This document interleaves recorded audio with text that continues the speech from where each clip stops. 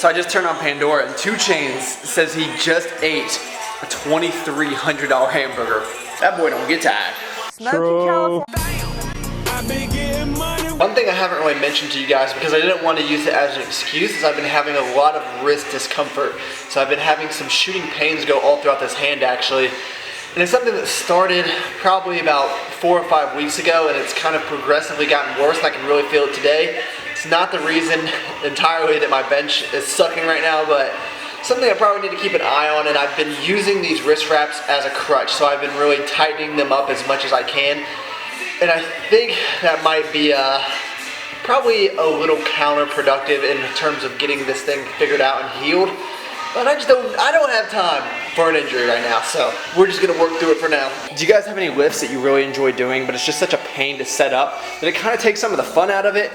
And I love everything about this Rogue rack except for these stupid safety bar pins. I would much prefer the straps just because getting them out is not that big of an issue, but getting them back into position by yourself is such a freaking hassle, and it's just so tedious to do. But other than that, I love this thing.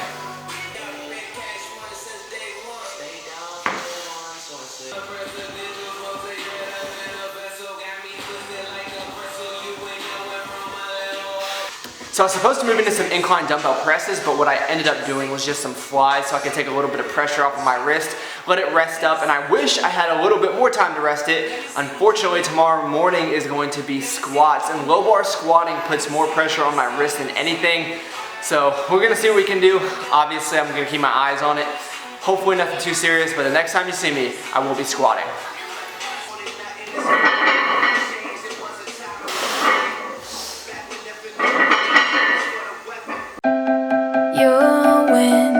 Somehow, so give up on the bottom, baby. It's hard, I know. 5 sets of 4 reps at 335. With the heat out here, it took a toll on me. And it feels good that it's finished. But knowing that I have to move on to 4 sets of front squats, which is probably the most challenging exercise for me, it's gonna be a struggle. I hate them, which means I need to do more of them. Fun fact, this used to be my favorite song in high school. Need food, let's eat. Alright, so I'm cooled down a little bit. You would have thought I was out there running a marathon, and I was only doing 4 rep sets, which is technically my rep day on squats. But come on, 4 reps, and the next program I run is more than likely going to include higher reps like 8 to 10. And it might be the death of me. I know I'm gonna hate it, but I think in the long term it will be beneficial.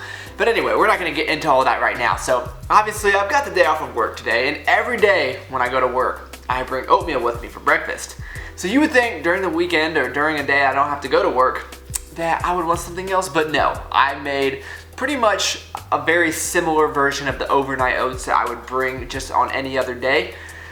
However, I did include one additional thing, and that is chia seeds, because so many people have been talking to me or leaving comments saying you need to put chia seeds in your overnight oats and it will help thicken them up, and you guys were not lying. These things are freaking dense after I let them sit in the refrigerator overnight, so I'm really looking forward to this. It's gonna be chocolate peanut butter. I mean, I just love it. It's so good, it's so filling. So the only thing I'm gonna do is probably add a banana and then sprinkle some more powdered peanut butter on top, which is another question I get. Why do I use that powdered peanut butter instead of regular? So when I'm making a bowl or making something like this where I just want the peanut butter taste, I use powdered peanut butter just to save on some fat that I can use later on in the day. But if I just want to eat like something out of the jar, obviously I'm gonna want the real deal. So that's really the only reason I go for the powdered stuff. But all right, let's top this up. This is why I can never get tired of this stuff. I mean, look how much you get. It's awesome every single time. I really would recommend using the chia seeds. I can't really taste anything, but they're a good source of fat and fiber, and it also adds a lot of density to these overnight oats. So thanks for all the recommendations, guys. You guys always got my back. The other thing I want to mention is you are going to notice throughout this video that half the food I'm eating today is already prepped. I made it yesterday, just ready to grab out of the refrigerator and go about my day. And it's funny because when people think of meal prep, all they think of is like chicken and broccoli and potatoes and turkey and rice, I don't know. But you know, the stereotypical bro stuff in Tupperware, but I mean, if you're following flexible dieting, you can meal prep anything and any meal you like I would take that overnight oatmeal bowl and eat it for lunch or eat it for a snack or whatever. You know, you don't have to just bring the things that you're seeing in the magazines or the things that people oftentimes think of. So just be a little creative, you know? I mean, it's just like there's so many different possibilities out there. Personally, I'm more concerned about what's convenient and what's cheap. But you know, if you are a little bit more creative than I am, you can just go all out and think of all these different things. So hopefully I can provide you guys with a few ideas today. The other thing that I wanted to mention is that I love bowls, which is ironic because when I was in college, I had a few roommates that loved bowls too. And I hated it, but their bowls smelled like skunks. And these bowls that I'm making are delicious. So I can pack a bowl with the best of them. And I don't know why, but it's just like, anytime you combine a bunch of food in a bowl, it's always good. And when I think about my favorite restaurants, like Chipotle, Piata, what's the Chinese place called? Where you go and, not P.F. Chang's. What is that, like the fast food Chinese place? I can't think of it. Leave it in the comments below. It's gonna drive me crazy. But anyway, pretty much every restaurant I go to that I really enjoy is pretty much just throwing stuff in a bowl and mixing it around. Of course, the sun's gonna mess me up now, but I don't know. That's just my preferred way of making food. Let me see if I can. There we go. So we are going to pack one more bowl. And what we're going to be using is some sausage. These chicken sausages that I've shown you guys before. We're also going to use some chicken thighs. And that's probably going to be it for the protein sources. And then we'll do probably, I am feeling potatoes right now. And of course, we'll always have our 5 servings of broccoli.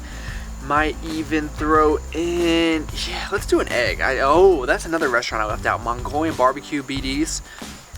See, that's the way to eat. Panda Express, why can I not think of that? I like to go there for lunch, and you can get the plate of food, which is really good. There's nothing bad at Panda Express, but when I go there for lunch, I like to get the bowl. I get the white rice, teriyaki chicken, and broccoli. Delish. I'm almost willing to bet that this is better than any bowl you're gonna get at any restaurant you go to, excluding Chipotle. So, I guess this is just a random bowl of food, right? Until you add the key ingredient. Food Science 101 tells me anytime you add cheese to more than 3 ingredients, it's a casserole. Boom! Almost forgot the egg. Okay, so the last bowl of the night is going to be inspired by my friend Riley DeVoe. So I'm going to link the original video he did down below. And he pretty much made like an overnight yogurt bowl with a pumpkin spice type of theme because he's pretty basic. So I had to change it up just a little bit, but you might as well go check out his video because you are going to be seeing him on my channel in the near future, so you might as well just go get introduced beforehand. So all I did was throw all this stuff in the bowl yesterday. We did some, you know, yogurt, pumpkin, protein powder, kind of the same old, same old. And then what I just added was some frozen pineapple as well as some Cool Whip. So that is going to be the final food for the day.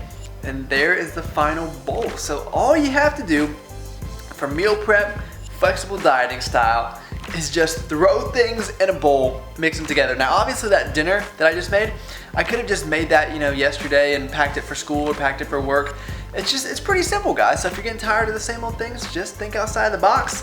You will be surprised of what you could come up with, and I'm not lying when I say most of this stuff turns out to be really good. So that is going to do it for the day. Hopefully you guys got some good ideas out of this.